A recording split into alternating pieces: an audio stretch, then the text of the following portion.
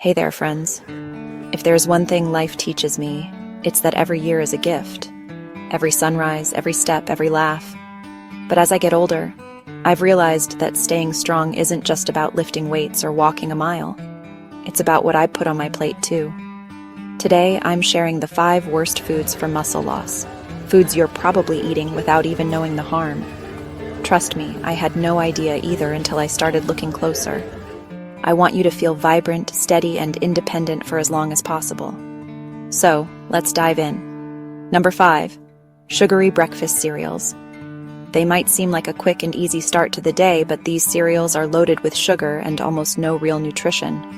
When we fill up on sugar, our bodies struggle to repair and build muscle.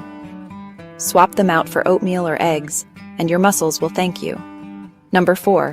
White bread and refined grains.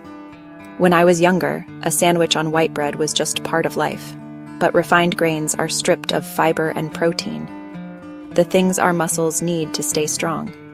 If you can, choose whole grain bread or brown rice. They'll keep your energy and muscles going strong. Number 3. Processed meats like deli ham or hot dogs. I get it, they're convenient and bring back memories of family picnics. But these meats are high in salt and unhealthy fats, which weaken muscles and can lead to other health issues. Opt for grilled chicken, turkey, or fish for a boost of real nutrition. Number 2. Fried foods. Oh, the crispy fries and golden chicken. But fried foods are loaded with unhealthy fats that cause inflammation and make it harder for our bodies to maintain muscle.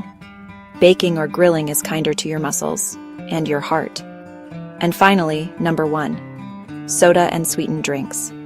It's easy to reach for a soda on a hot day, but these drinks are empty calories.